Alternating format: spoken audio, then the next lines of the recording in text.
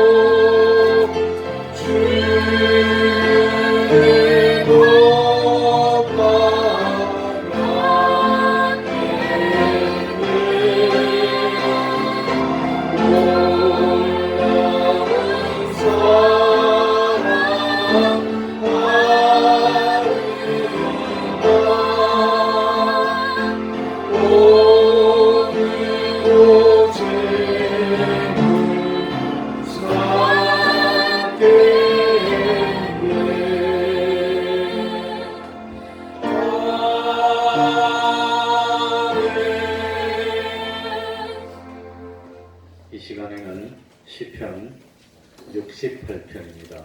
지난주에 읽은 부분을 이어서 19절부터 35절 끝절까지를 교독하겠습니다. 구약 성경 850쪽, 제가 가진 성경으로는 구약 성경 850쪽입니다.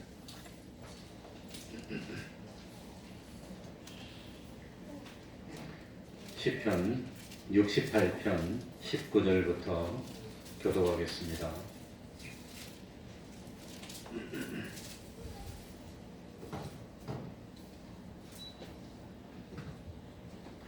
날마다 우리 짐을 지시는 주 곧 우리의 구원이신 하나님을 찬송할지로다. 하나님은 우리에게 구원의 하나님이시다. 사망에서 피함이 주 여호와께로 말미암아 그 원수의 머리 곧 그 죄과에 항상 행하는 자의 정수리는 하나님이 쳐서 깨치시리로다. 주께서 말씀하시기를 내가 저희를 비산에서 돌아오게 하며 바다 깊은 데서 도로 나오게 하고 너로 저희를 심히 치고 그 피에 내 발을 잠그게 하며 내 혀의 혀로 내 개의 혀로 내 원수에게서 제 분깃을 얻게 하리라 하시도다. 하나님이여 저희가 주의 행차하심을 보았으니 곧 나의 하나님 나의 왕이 성주에 행차하시는 것이라. 소고치는 동료 중에 가객은 앞서고 악사는 뒤따르나이다. 이스라엘의 근원에서 나온 너희여 대회 중에서 하나님 곧 주를 경축하였지어다. 거기는 저희 주관자 작은 베냐민과 유다의 방백과 그 무리와 스불론의 방백과 납달리의 방백이 있도다. 내 하나님이 내 힘을 명하셨도다. 하나님이여 우리를 위하여 행하신 것을 경고히 하소서. 예루살렘에 있는 주의 전을 위하여 왕들이 주께 예물을 드리리이다. 갈밭에 진신과 수수의 무리와 만민의 송아지를 꽂아주시고 은조각을 발 아래 밟으소서. 저가 전쟁을 지기는 백성을 흩으셨도다. 방백들은 애굽에서 나오고 구스인은 하나님을 향하여 그 손을 신속히 들리로다. 땅의 열방들아 하나님께 노래하고 주께 찬송하옵소서. 옛적 하늘들의 하늘을 타신 자에게 찬송하라. 주께서 그 소리를 바라시니 웅장한 소리로다. 너희는 하나님께 능력을 부르짖어라. 그 위엄이 이스라엘 위에 있고 그 능력이 하늘에 이르다. 다 같이 하나님이여 위엄을 성소에서 나타내시나이다. 이스라엘의 하나님은 그 백성에게 힘과 능을 주시나니 하나님을 찬송할지어다. 아멘. 이제 우리 하나님께 통성으로 기도드리겠습니다. 믿는 마음으로 기도해서 응답받는 기쁨을 누리는 우리가 되도록 합시다. 하나님 아버지, 하나님 아버지,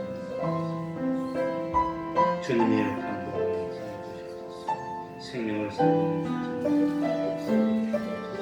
하나님 아버지, 우리 택한 동료를 주님, 우리 주님이 주관하여 주셔서 하나님 아버지, 이 시간을 살아계셔서 진실로 하나님 아버지 생명을 위한 제물이 되시옵소서. 주여 주여 언제까지 아버지 하나님이여 참 하나님 아버지여 하나님보다 하나님 아버지 하나님 주님께서 주여 주여 아버지 하나님이여 어디로 가든지 하나님 아버지시여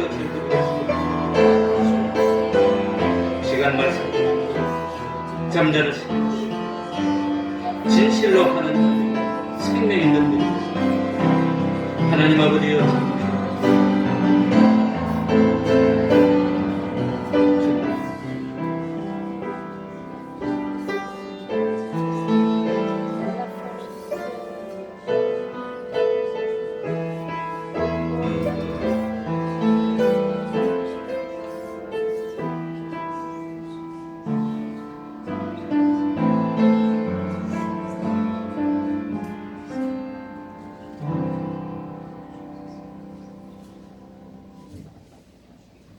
하나님의 말씀 구약 성경입니다. 창세기 12장 1절입니다. 창세기 12장 1절입니다.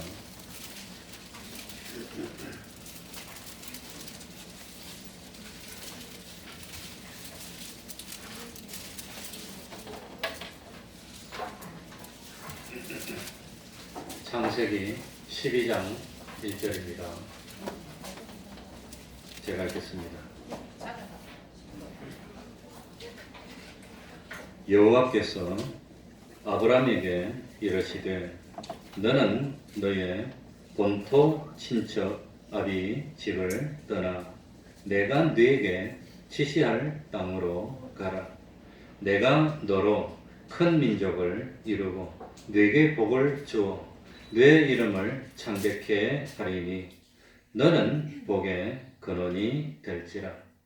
너를 축복하는 자에게는 내가 복을 내리고 너를 저주하는 자에게는 내가 저주하리니 땅의 모든 족속이 너를 인하여 복을 얻을 것이니라 하신지라. 이에 아브라함이 여호와의 말씀을 쫓아갔고 롯도 그와 함께 갔으며 아브라함이 하란을 떠날 때에 그 나이 75세였더라. 아멘. 4절까지만 읽었습니다.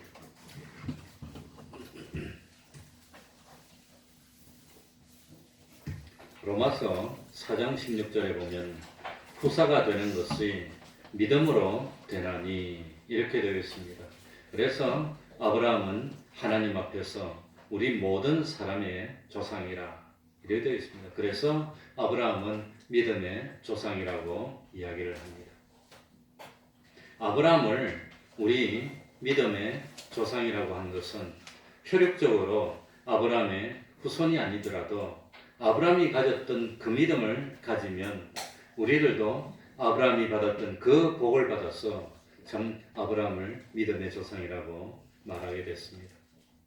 혈육의 자손들은 그 부모로부터 희한하게도 이목구비 수족의 요소를 받아서 그 모습이 닮게 되고 또 그 모습만 닮는 것이 아니라 성질도 닮고 입맛도 닮고 어떻게 그렇게 닮는지 모르겠습니다. 나중에 보면 소름 끼칠 정도로 똑같아요. 그래서 사람의 자손은 사람을 닮고 짐승의 새끼는 짐승을 닮아갑니다. 이와 마찬가지로 아브라함을 우리의 믿음의 조상이라고 하는 것은 아브라함이 뭘 닮아야 되지요? 아브라함이 가졌던 무엇? 믿음을 우리들도 가져야 된다고 하는 겁니다. 하나님이 아브라함을 기뻐하셔서 참 복을 주었던 그 아브라함이 가지고 있었던 하나님이 기뻐했던 그 믿음을 우리들도 가져야 아브라함이 받은 복을 우리도 누리게 되고 거지 나사로가 하늘나라 갔는데 아브라함의 품에 안겼다고 한 것은 아브라함이 하늘나라를 상징할 만큼 그만큼 아브라함은 참 하나님 앞에 그 참 믿음으로 온전한 생활을 하였던 표본이 됐다고 합니다. 물론 표본은 궁극적인 표본은 예수님밖에 없습니다. 예수님입니다. 그래 하나님께서 아브라함을 인도해 주신 것처럼 하나님은 우리들도 인도해 주실 것이고 아브라함이 하나님의 인도에 순종한 것처럼 우리들도 하나님의 인도에 순종해야 됩니다. 하나님께서 아브라함을 교훈하시고 그리고 하나님께서 아브라함에게 약속하시고 하나님께서 아브라함을 지도하신 대로 하나님께서 우리들에게도 똑같이 교훈해 주시고 약속해 주시고 지도해 주셔서 우리도 아브라함이 믿음으로 성공한 그 성공을 누려야 된다고 하는 겁니다. 그래서 참 아브라함은 믿음의 조상이 됐습니다. 그러면 우리 1절 한번 읽어보겠습니다. 1절에는 우리들이 예수를 믿는다면 기본적으로 순종해야 되는 두 가지 명령입니다. 두 가지 명령. 오늘은 그걸 말씀드리려고 합니다. 자, 우리 1절 다 같이 읽어봅니다. 여호와께서 시작. 여호와께서 아브라함에게 이르시되 너는 너의 본토 친척 아비 집을 떠나 내가 너에게 지시할 땅으로 가라. 여기 보니까 제일 먼저는 첫 번째 명령은 뭐지요? 너는 너의 본토 친척 아비 집을 뭐하라는 거지요? 떠나라는 겁니다. 떠나라. 서울에서 부산으로 떠나라는 그런 건 아닙니다. 본토 친척 아비 집을 떠나는 겁니다. 두 번째는 뭐지요? 내가 너에게 지시할 땅으로 가라는 겁니다. 이거 두 가지입니다. 두 가지 명령. 그러니까 첫 번째 명령에 순종해야 하고 첫 번째 명령에 순종한 사람이 두 번째 명령에 순종할 수 있고 이것이 순서적으로 이어져야 참 하나님의 백성이 되고 아브라함의 믿음의 후손이 된다고 하는 겁니다. 아브라함은 이 두 가지 명령을 순서대로 다 참 순종했습니다. 첫 번째 명령, 본토 친척 아비 집을 떠나라 했는데 본토 친척 아비 집을 떠나지 않고 두 번째 명령인 하나님이 우리에게 지시하는 땅으로 가라는 명령에 순종하는 것은 그건 외식이고 온전한 믿음이 될 수가 없다는 겁니다. 아브라함의 신앙은 하나님의 인도하심에 순서대로 온전히 순종하였습니다. 본토 친척 아비 집을 떠나라고 하는 명령에 순종하고, 그리고 그 뒤에 비로소 하나님이 지시하는 땅으로 가라는 명령에 순종해서, 그래서 믿음이 점점 성장하였고 마침내 믿음의 조상이 되는 그런 은혜와 복을 받았다는 겁니다. 이 첫 번째 명령입니다. 본토 친척 아비 집을 떠나라는 명령에 순종하지 않고 그 자리에 있으면서 두 번째 명령인 하나님이 지시하는 땅으로 가라, 하나님의 인도를 따르라고 할 때 그 참 두 번째 명령인 하나님의 인도를 따른다는 것은 그건 결국은 외식이고 가룟유다와 같은 그런 신앙이 될 수밖에 없다는 것을 알아야 됩니다. 그래서 첫 번째 명령이 뭐지요? 본토 친척 아비 집을 어떻게 하는 거지요? 떠나는 겁니다. 본토 친척 아비 집을 떠나는 겁니다. 그래서 본토 친척 아비 집을 떠나는 것은 우리 기독교에서 말하는 기본 회개. 제일 첫 번째로 근본적으로 소속이 바뀌는 것이 본토 친척 아비 집을 떠나는 겁니다. 뭐가 바뀌는 거지요? 소속이 바뀝니다. 소속. 밑에 뭐 보고 있습니까?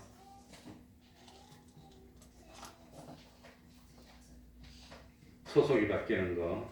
그러니까 참 본토에 속했던 사람, 친척과 아비 집에 속했던 사람이 하나님께 속한 사람, 하늘나라에 속한 사람으로 근본적인 변화를 일으키라고 하는 겁니다.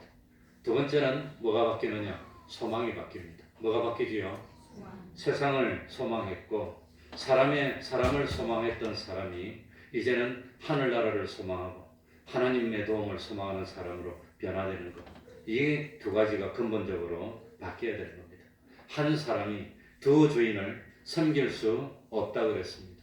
재물을 섬기든지 하나님을 섬기든지 그래야 되는데, 재물에 소속되어 있고 재물이 시키는 대로 살던 사람이 하나님께 소속되어서 하나님의 뜻대로 사는 사람으로 바뀌어야 되는 겁니다. 보통 사람들은 땅에 속해 있습니다. 세상에 속해 있습니다. 사람에 속해 있습니다. 그래서 제가 처음 목회를 나왔을 때 그 참 존경하는 목사님한테 인사하러 왔더니 두 가지를 좀 당부하는데 잊을 수가 없어요. 첫 번째는 사람이 되지 마라 그러더라고요.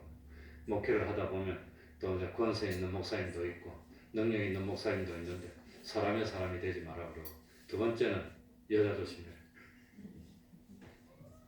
그 두 가지만 명심하라는데, 그게 30 몇 년 전에 89년 1월 초에 목회를 나오면서 들었던 말인데 지금 30년이 지났는데도 잊을 수가 없어서 항상 명심하고 있습니다. 나는 사람의 사람이 되지 않고 세상의 사람도 되지 않고 물질의 사람도 되지 않고 하나님의 사람이 되겠습니다. 여기 4절에 보면은 아브라함이 하나님의 말씀을 떠나서 갈 때 뭘 따라갔다 그랬지요? 뭘 따라갔지요? 4절에 말씀을 따라갔습니다. 말씀을 따르는 것이 하나님과 동행하는 거예요. 말씀을 따라갔다고. 하나님이 앞장서 가지고 깃발을 들고 이쪽으로 오라고 가는 거 아닙니다. 하나님의 말씀으로 인도해 줬습니다. 말씀으로 따르는 겁니다. 그러니까 근본적으로 땅에 속했고 세상에 속해 있던 사람이 소속을 바꿔야 됩니다.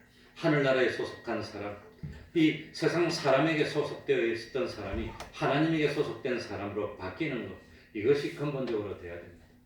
이게 바뀌지 않으면 안 됩니다. 땅에 속했고 세상에 속했으니까 물질과 관계를 맺고 세상과 관계를 맺고 세상에 사로잡혀서 세상이 시키는 대로 살고 물질이 시키는 대로 살고 물질이 웃으라 그러면 웃고 물질이 울으라 그러면 웃고 땅이 움직이면 나도 움직이고 땅이 흔들리면 나도 흔들리고 항상 세상에 속한 것만 생각하고 항상 세상에 속한 것만 바라보고 세상에 속한 것만 두 번째는 소망하고, 그래서 참 인생이 세상에 의해서 좌지우지되고 인생이 참 세상의 영향을 받고 세상과 관계 속에서 사는 것, 그게 안 믿는 사람들의 삶입니다. 세상 것이 잘 되면 좋아하고 기뻐하고 세상 일이 잘못되면 낙심하고 눈물 흘리고 세상과만 상대해서 사는 사람이 땅에 속한 사람입니다.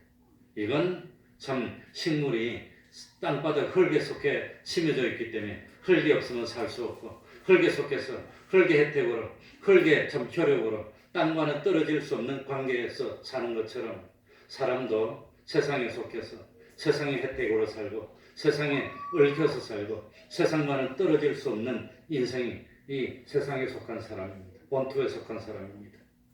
그리고 두 번째 사람은 사람에게 속해서 사람의 사람이 되어 있습니다.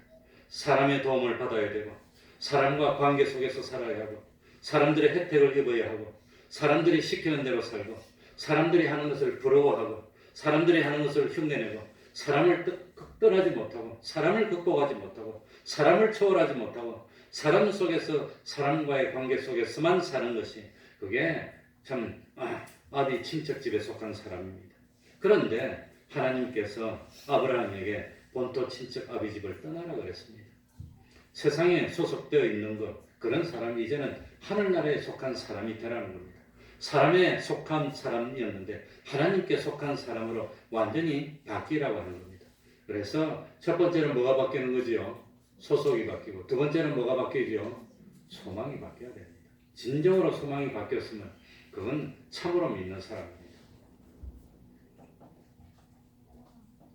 여호수아 24장 2절에 보면은 아브라함의 아버지 데라가 강 건너편에 거하여 다른 신을 섬겼다고 되어 있습니다. 본토를 떠나라고 하는 것은 예수님을 알기 전에 조상대대로 살아오던 옛사람의 삶의 방식, 예수님을 모를 때 살던 그 삶의 방식을 버리라고 하는 겁니다. 그거 버리는 겁니다.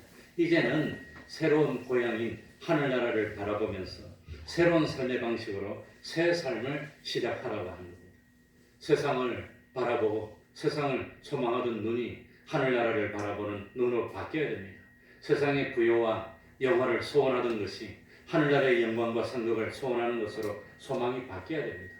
그래서 요즘 워낙 물질 세상이고 물질 때문에 사람이 그냥 뭐 죽이고 살리고 하니까 그러니까 요즘 뭐니까 저는 뭐 이 속세를 떠나서 욕심 없이 자연 속에 묻혀서 행복을 누리는 그런 사람을 보여주는 프로가 그게 그래도 좀 의미가 있는 거 아닌가. 물론 뭐 세상에서 낙오해서 들어가는 것이 아니라 욕심을 초월하고 세상을 초월하고 하나님 바라보고 산다면 그런 생각이 들었습니다.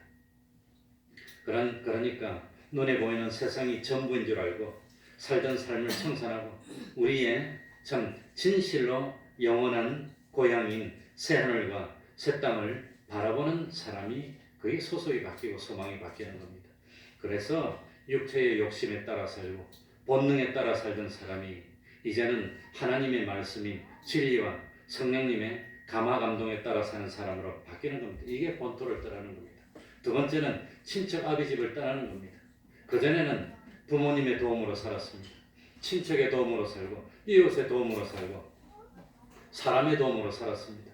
사람과 사람과의 관계 속에서 살았는데 이제는 하나님의 사람이 되어서 이제는 저 모르는 말도 통하지 않는 가나안 땅으로 떠나면 사람의 도움 받을 데가 없는 겁니다.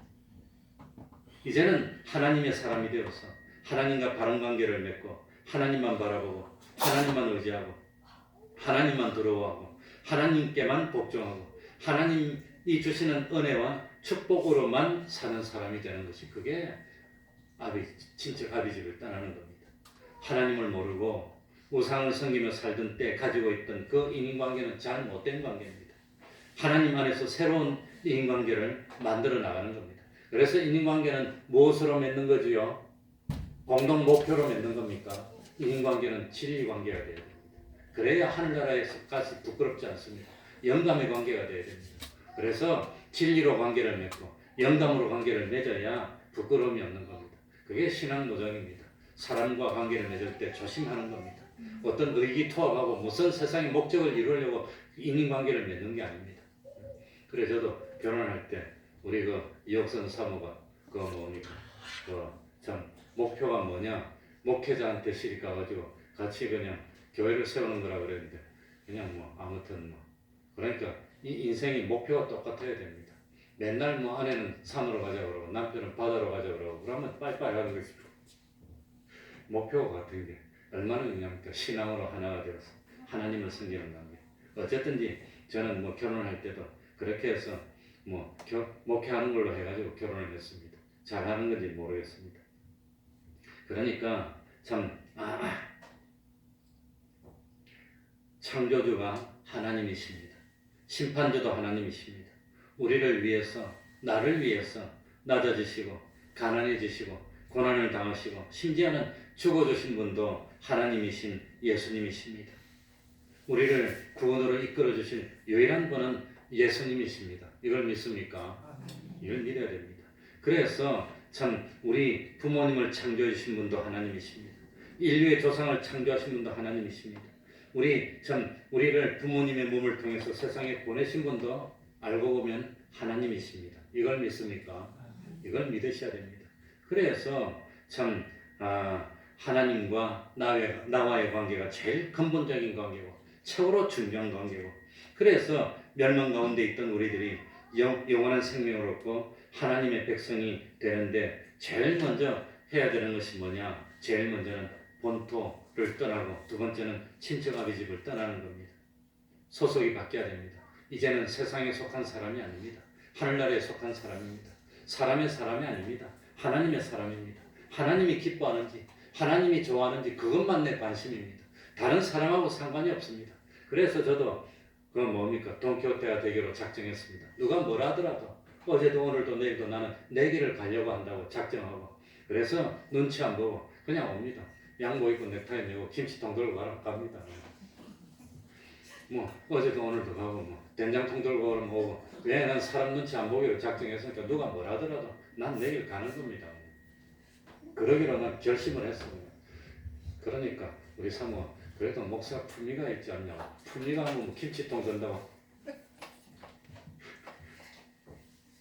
꼭 필요하면 나는 그렇게도 한다는 뜻이지 두 번째 명령이 뭡니까? 내가 너에게 지시할 땅으로 가라는 겁니다. 그러니까 본토 친척 아비 집을 떠난 다음에 이제는 소망이 바뀌었습니다. 이제는 소속이 바뀌었습니다. 그럴 때 이제는 다른 거 눈치 안 보고 하나님이 이끄는 대로 가는 그런 사람이 된다고 하는 겁니다. 그래서 참 본토 친척 아비 집을 떠나지 않았고, 그러니까 근본적으로 소속이 바뀌지 않았고, 자기를 이끌고 자기를 조작하는 주인이 근본적으로 바뀌지 않았는데, 하나님의 인도, 하나님의 지도, 하나님의 교훈에 순종한다는 것은 그건 외식이 될 수밖에 없다고 하는 겁니다. 그러니까 가룟 유다는 근본적으로 소망이 안 바뀌었어요. 소속도 안 바뀌었어. 주님을 주인으로 영접한 게 아닙니다. 욕심을 이루기 위해서 따랐는데 욕심이 이루어지지 않을 것 같으니까 미련 없이 주님을 배반하고 자기 욕심, 물질을 찾아서 세상으로 가고 말았다는 겁니다. 그러니 주님을 따랐지만 주님보다도 세상에 그것을 더 귀중히 여겼기 때문에 결국은 하나님보다 귀중히 여기는 게 하나 있으면 궁극적으로는 그게 부딪혀서 그게 궁극적으로 문제가 되고 결국은 그것 때문에 주님을 배반하게 되는 게 가룟 유다입니다. 그래서 예수 믿는 사람은 하나님보다도 귀중한 게 있으면 안 되고, 우리가 부러운 것은 신앙이 부럽고 그런 충성이 부럽지 세상 것 갖고 자랑하는 사람은 아직 제대로 믿는 사람 아닙니다. 근데 목회자들 모이고 목회자 사모들 모여도 우리 딸은 세상에서 어디 학교 나왔고 돈을 얼마 벌고 그거 자랑하고 있고 난 이거 자랑하고 그거 보고 부러워하고, 그건 믿는 사람이 아닙니다. 아직도 멀었습니다. 안타까운 일입니다. 안타깝지만 할 수 없습니다. 그러니까 첫 번째 명령인 본토 친척 아비 집을 떠나는 것이 되면 소속이 바뀌고 소망이 바뀌면 부러운 것도 바뀌어요. 이제는 그거 자꾸 부럽다고 그래서 하는 건 아직까지 그건 멀은 겁니다. 그러니까 이미 승리하고 간 사람들이 부러울 것뿐이지. 그러니까 그 사실을 깨달았던 목사님은 취미가 뭡니까? 늙는 게 취미래. 빨리 늙고 순종해서 가고 싶은 그게 취미래. 그러니까 그걸 이해를 하는 겁니다. 목사님은 취미가 뭡니까? 수영입니까? 골프입니까? 나 늙는 게 취미야. 나는 빨리 늙어서 하나님 앞에 가는 게 취미인데 그까지 끌어갖고 자랑하고. 그러니까 소속의 문제가 해결되고 소망의 문제가 해결되기 전에는 진정으로 하나님의 지시를 받아서 순종하고 하나님의 인도를 받아서 따르는 그런 사람이 될 수 없다는 겁니다. 가룟 유다는 3년 동안 그렇게 모범적으로 따랐지만 결정적인 순간에 딱 보니까 자기 주인이 누구냐 그게 그대로 드러난 겁니다. 물질이 주인이었지 세상에 욕심이 주인이었지 주님이 주인이 아닌 겁니다. 그러니까 소속이 바뀌지 않고 여전히 땅에 속한 사람으로, 세상에 속한 사람으로, 사람의 사람이 되어서 겉으로만 하나님의 인도를 따른다고 하더라도 결국은 그건 하나님의 인도를 따르는 것이 아니라, 가룟 유다 누구 인도를 따랐지요? 하나님의 말씀을 따랐습니까? 자기 욕심을 따른 겁니까? 욕심이 이루어질 것 같으니까 주님에게 순종한 거야. 욕심을 따른 거지 주님에게 따른 거 아니라고 하는 겁니다. 저 사람 따르면 내 욕심이 이루어질 것 같아. 그러니까 따랐다고 하는 겁니다. 세상은 전부 다 그런 겁니다. 어떤 정치가가 누구한테 줄 서는 것도 저 사람 줄 서면 내 욕심이 될 것 같아. 그러니까 욕심에 따른 거지. 그 사람 보고 안 될 것 같으니까 또 여기 붙고 저기 붙고. 왜 그럽니까? 욕심. 결국은 욕심을 따른 것이고, 세상을 따른 것이고, 물질을 따른 것이고, 사람을 따른 것이지 참으로 하나님을 따르고 진리를 따르고 영감을 따른 것은 아니라고 하는 겁니다. 내가 너에게 지시할 땅으로 가라. 히브리서 11장 8절에 아브라함 믿음 보면 부르심을 받았을 때에 믿음으로 순종하여 무엇을 알지 못하고 갔지요? 갈 바를 알지 못하고. 어떻게 가야 될지 몰라. 내 인생이 어떻게 성공이 될지 몰라. 갈 바를 알지 못하지만 하나님만 믿고 오라면 그냥 한 걸음씩 나가는 겁니다. 그렇게 하나님의 인도에 따르려면 내 성공과 실패를 하나님께 안 맡기고는 갈 수 없습니다. 내 생사복을 하나님께 맡기지 않고는 갈 수 없습니다.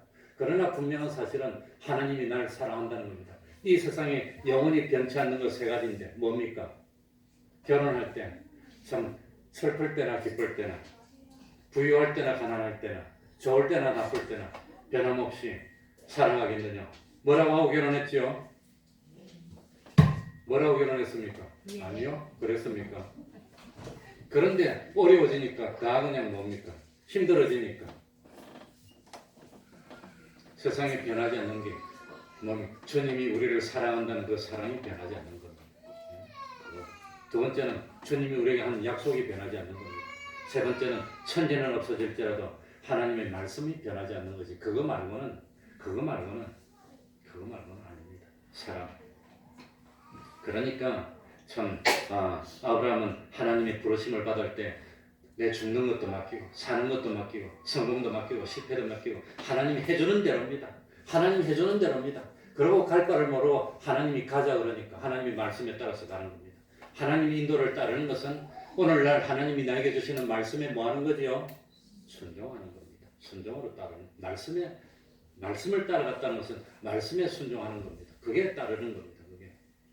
이건 하나님을 전적으로 믿지 않으면 가지 못할 길입니다.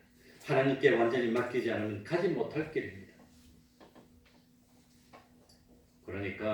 그러니까 조상되도록 뿌리박고 살아오던 세상과의 관계, 사람과의 관계를 다 정리하고 하나님만 믿는 겁니다. 하나님만 소망하는 겁니다. 하나님만 의지하는 겁니다.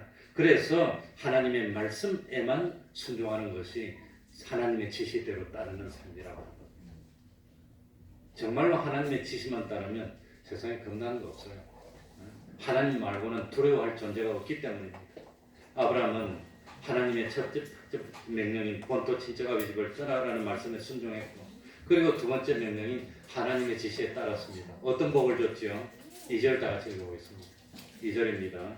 내가 너로 같이 읽습니다. 시작. 내가 너로 큰 민족을 이루고 내게 복을 주어 내 이름을 창대케 하리니 너는 복의 근원이 될지라.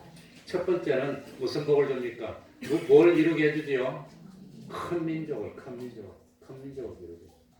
아브라함의 아들이 자손이 몇 명이었죠? 아들이 몇 명이었죠? 아브라함이 아는 사람? 한 명. 예? 한 명? 약속의 자손은 한 명입니다. 이삭이었습니다. 그러면 하가를 통해서 난 아들은요, 그건 이스마엘이 있고 두 사람이고, 또 아내 사라가 죽고 난데 아브라함이 또 새로 장가를 또 갔어요.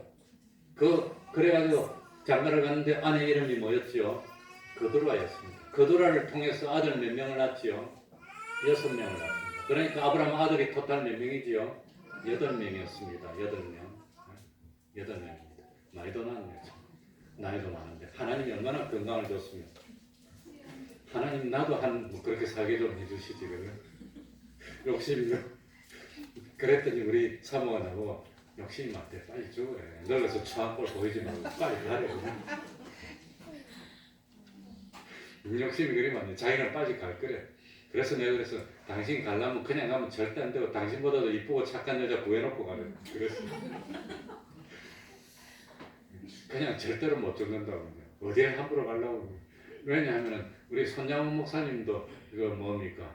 부인이가 뭐 맞지요? 먼저 죽을 때 죽으면서 가가지고 자기 교회에 딱 찍어놓은 여자 보고 나는 이제 가는데 당신이 우리 목사님 책임지라 그랬으니 중매해주고 죽었어.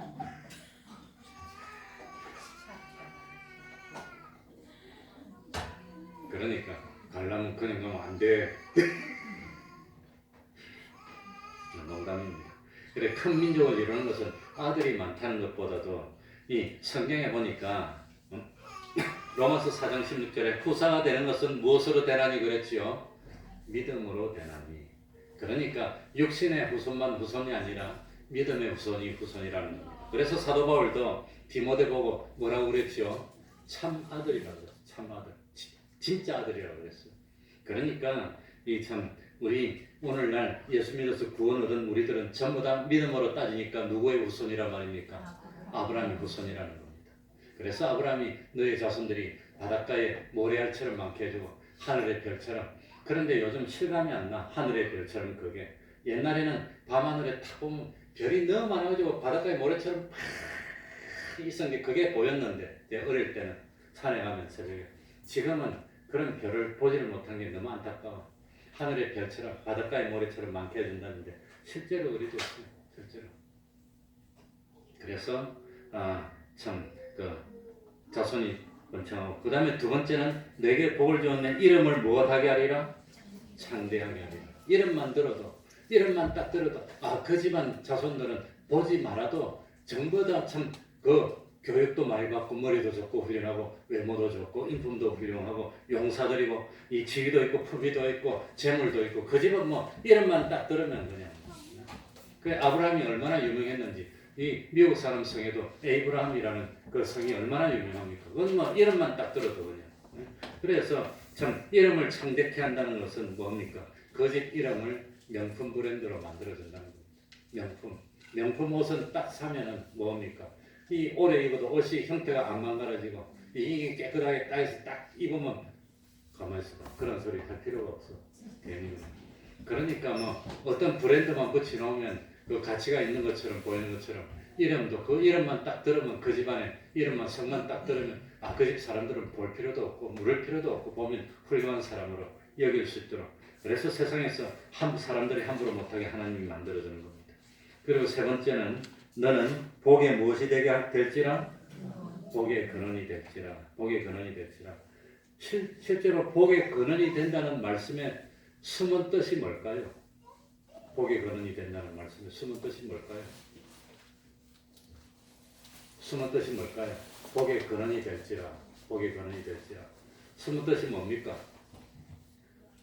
일부러 말을 안 하는 건지 모르지만 복의 근본적인 근원이 된다는 것은 너의 후손으로 세상을 구원할 구세주가 태어난다는 뜻입니다. 복의 근원. 그게 복의 근원입니다. 근본적으로 복의 근원은 예수 그리스도입니다. 그래서 복의 근원이 될지라 땅의 모든 족속이 너를 인하여 복을 얻을 것이니 땅의 모든 족속이 참 너를 인해서 복을 얻는데 땅의 모든 족속이 그 한 분을 때문에 복을 얻게 되는 그분이 누구란 말입니까? 그분이 궁극적으로는 예수 그리스도라고 하는 겁니다. 그래서 아브라함의 후손으로 예수님이 태어나는 겁니다. 물론 아브라함이 복의 근원이고 그래서 또 기도할 때 그 기도를 참 많이 합니다. 우리 태평동교회 사람들은 하나님 앞에 얼마나 신앙을 잘 지켰는지 딱 보니까 그 사람이 그냥 어떤 쓰러져가는 회사에 취직했는데 하나님이 그 사람 잘 되게 해주려고 그 사람이 그 회사에 들어갔더니 그 회사가 잘 됐고요. 그 한 사람 때문에 복의 근원입니다. 그 한 사람이 있으니까 그 가정이 다 살아나고 그 한 사람 우리 교회인데 그 한 사람 때문에 우리 교회가 다 유지가 돼요. 지금 그 한 사람 그게 복의 근원입니다. 복의 근원. 그러니까 참 아브라함이 복의 근원이 되려고 하다 보니까 그 후손으로 예수님이 나야 되니까 후손이 끊겨야 됩니까? 안 끊겨야 됩니까? 2000년 동안 안 끊겨야 돼. 그래야지 그 후손으로 예수님이 날 거 아닙니까? 그 후손이 잘 될 수밖에 없는 겁니다. 그리고 3절에 제가 제일 좋아하는 겁니다. 너를 축복하는 자에게는 제가 제일 같이 읽겠습니다. 너를 축복하는 자에게는 3절입니다. 시작. 너를 축복하는 자에게는 내가 복을 내리고 너를 저주하는 자에게는 내가 저주하리니 땅의 모든 족속이 너를 인하여 복을 얻을 것이니라 하신지라. 그러니까 너를 축복하는 자는 하나님이 복을 주고 너를 저주하는 자는 참 하나님이 저주를 한다는 것은 그 아브라함과 하나님이 뭐라 말입니까? 하나라고 하는 겁니다. 생명적으로 하나의 생명체로 엮어졌습니다. 하나님께서 아브라함을 자기와 같은 존재로 여기면서 아브라함을 복주면 하나님이 자기를 잘해주는 걸로 여기고 그 사람을 막 복을 주고 자기를 방해하면 이 하나님이 방해한 걸로 여기고 하나님이 저주하고 심판하고 진노하고 참 그러겠다고 하는 겁니다. 하나님하고 하나가 돼요.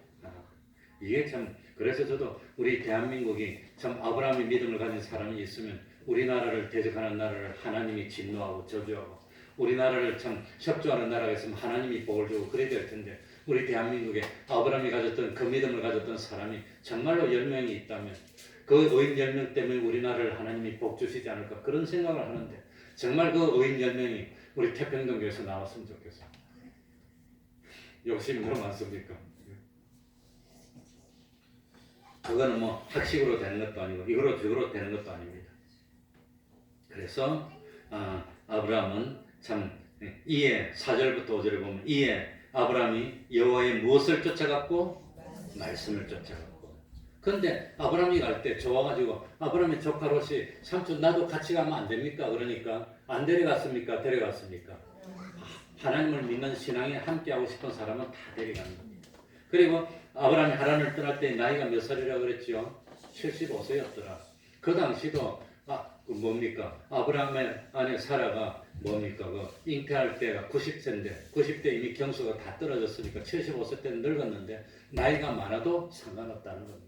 나이가 많아도 75세가 되든 몇 살이 되든 하나님이 부를 때 순종하면 그건 복을 받는 겁니다. 그래서 마침내 얻은 사람들을 다 데리고 가나안 땅으로 갔다고 하는 겁니다. 그래서 다시 정리하고 마치겠습니다. 제일 먼저 참 무엇이 바뀌어야 되는 거죠? 소속이 바뀌어야 되는 거예요. 두 번째는 뭐가 바뀌죠? 소망이 바뀌었어. 그래서 우리도 자기 욕심대로 살지 맙시다. 욕심대로 살지 말고 자기 참 억울한 뜻이 있는데 그 뜻을 이루어보겠어. 내 뜻이 아니라 누구 뜻을 이루는 거죠? 주님의 뜻을 이루는 그런 삶을 살아서 아브라함이 받았던 그 복을 받아서 우리도 참 큰 민족을 이루고 이름이 창대해지고 복의 근원이 되고 참 함부로 세상 사람들이 우리한테 함부로 못하고 나한테 와가지고 시비했던 사람들이 다 망해. 나한테 와가지고 협변했던 사람이 보니까 다 부흥되고 잘 돼. 그래서 사람들이 참 이름을 함부로 하지 못하고 참 존경할 수밖에 없는 그런 믿음의 가정을 이루는 여러분들이 되시기를 주님의 이름으로 축원합니다. 기도하겠습니다. 하나님 아버지, 참 아브라함의 아버지 데라가 강 건너편에서 우상을 섬기고 살 때에 어느 날 하나님이 계시로 아브라함에게 나타나서 조상 대대로 살던 그 본토를 떠나고 친척 아비 집이 있는데 그걸 다 버려두고 하나님이 지시할 곳으로 가라 그랬습니다. 그래서 하나님만 바라보고 하나님만 의지하고 갈 바를 알지 몰랐지만 말씀을 따라 순종해서 가는 길로 그 길로 작정했던 그 아브라함이 가졌던 그 믿음, 아브라함이 믿었던 그 믿음을 우리도 가지게 해주시고 아브라함이 순종했던 그 순종을 가지게 해주시고 우리들의 믿음이 아브라함의 믿음처럼 점점 장성한 믿음으로 성장하여서 우리의 삶이 기적과 축복의 삶이 될 수 있도록 은혜 베풀어 주옵소서.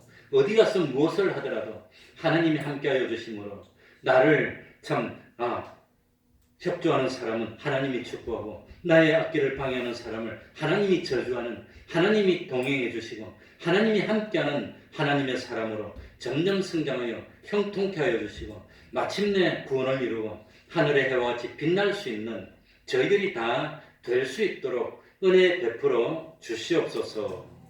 예수님 이름으로 기도하옵나이다. 아멘. 찬송하겠습니다. 490장입니다.